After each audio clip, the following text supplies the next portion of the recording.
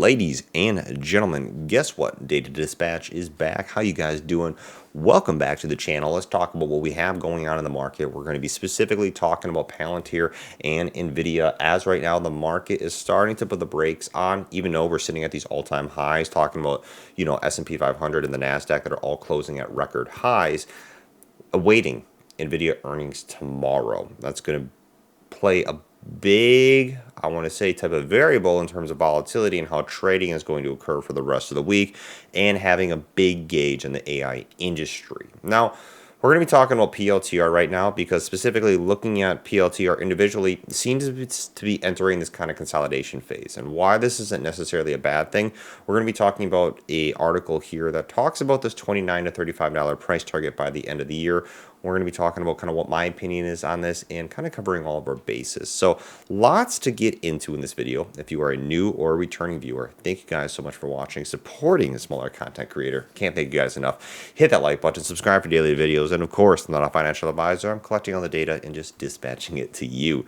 Now pop it up on the screen here. Let's quickly talk about PLTR price action. Like I said, consolidation, nothing too exciting here. And this, unfortunately, this is not as exciting, this does not necessarily mean that this is a bad thing. This is actually an important thing for Palantir right here to really build these kind of support levels while it consolidates right here, trading sideways, gearing up for that next leg. And specifically, as we see volume that kind of starts to come down here for PLTR, and especially after this earnings sell-off right here, we're starting to see kind of that sell-off starting to cool down and entering this consolidation right here above the 20s. I think is really important for PLTR, especially because after we've had the post-earnings sell-off here when PLTR was at the 25s and being able to survive this head and shoulders bearish, technical pattern here it's been set up all the way since February. Palantir has done a really good job holding the support at the $28 zone, and we saw that just a few weeks ago, but now kind of been holding this mid-20s, or this lower 20s, excuse me, for the previous 3 weeks. So talking about PLTR, how is it going to gear up for that next rally? We're going to be getting into that in a second here. What we need to talk about, though, is the market. Remember, market's at all-time highs right now. S&P 500, we got the NASDAQ all sitting the high bars. Now, with that being said, NVIDIA is going to be coming out with its first quarter earnings after the bell tomorrow. A lot of investors are going to utilize this as a gauge for how the AI industry is doing, specifically because this is one of the biggest AI stocks that is out there, NVIDIA. And they're expecting a revenue and profit to rise more than 200 and 400% year over year. These are big expectations from the market, especially because we've seen over 30 earnings per share revisions in the bullish direction. And in terms of what this correlates to is an adjusted earnings per share to total $565 and a revenue of $24.69 billion just for the quarter. One other important thing to realize here is that NVIDIA has been on tear, rising over 200%, and since the low of the market in October of 2022, NVIDIA is up 700%.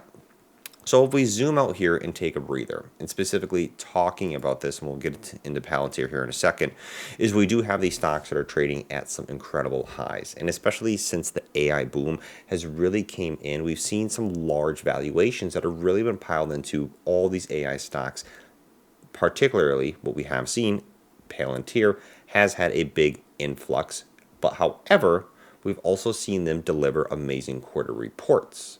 So even though Palantir carries a high valuation, it's kind of growing into its valuation. So I think trading sideways here is actually a good thing for PLTR right now. And PLTR not just going vertically and vertically up, because building these incremental steps of support and these kind of consolidation zones will be important, not just for the maturity of PLTR, but for also establishing that stronger evidential basis to help continue to build upon its grounding, and that is its next catalyst that we start to see take off, and that's AIP. And if we get into this article right here, talking about why the market is wrong, talking about how the stock is stabilizing below its peak of 2750, getting here, let me zoom in a little bit for you here, talking about technical analyst prices of $29 to $35 by 2024, by the end of it, driven looking at these Fibonacci projections. So a lot of these kind of analysts right here, and specifically in this article, is utilizing Fibonacci retracements. Now, They are utilizing a conservative price target, conservative of $29 and more of this optimistic of $35 by the end of the actual year.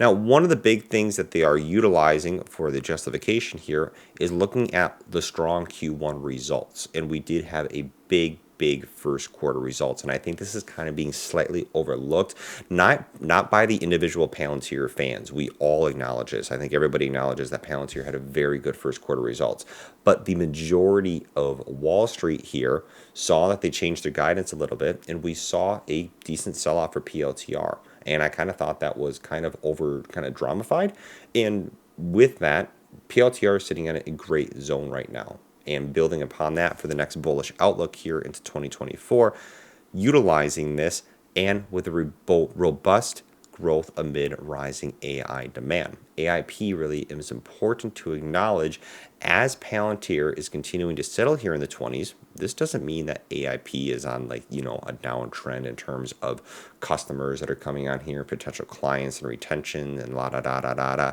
No, commercial customer revenue growth, U.S. commercial revenue growth is still continuing to increase. We see right here 27% year over year.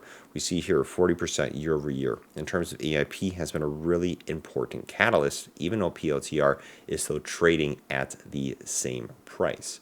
And what this does show, and specifically you can point out all these graphs right here, we can take a look at all these different things bolstering and even staying involved with this governmental contracts, such as the Titan contract, this $178 million Army contract.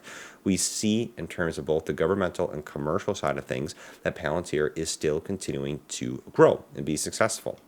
And what this can really bring is, I want to say, an NVIDIA type moment that could happen at any time. And what I mean by that is NVIDIA, since October of 2022 at the market lows, has been up over 700%. And that gets into here the next thing: will Palantir ever hit $100? And sitting right here at $21, that's a 5x basically, getting to that $100.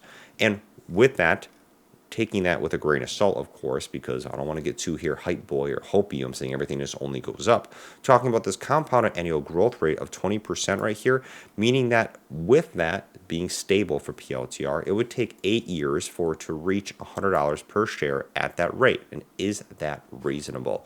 I think with the opportunity for growth rate here and what the projections are for the amount of market capitalization that is coming into these AI stocks, and specifically Palantir being a leading competitor within the industry, I think that is possible here within the next 8 years, holding that 20% compounded annual growth rate.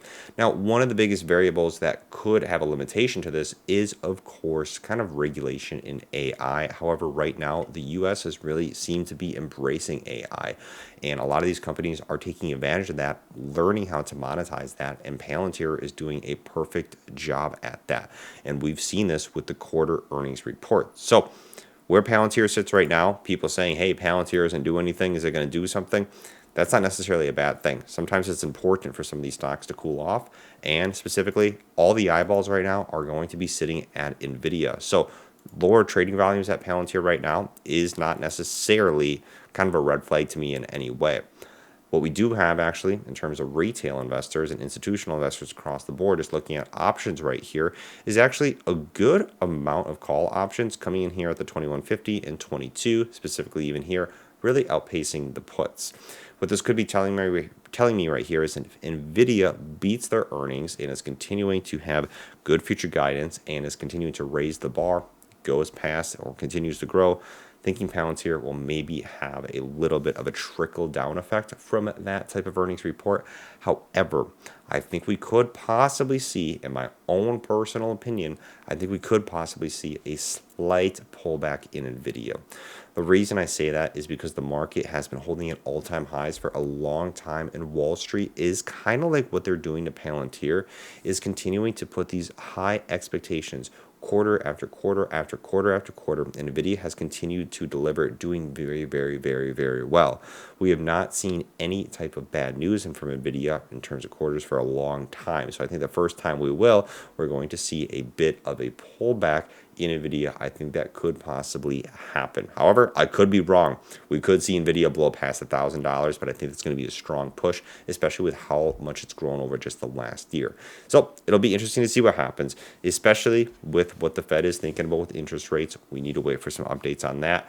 Remember, in April, we had that first cooling report. So lots of things to digest. I want to know, what do you guys think down in the comments? What do you think NVIDIA is going to report?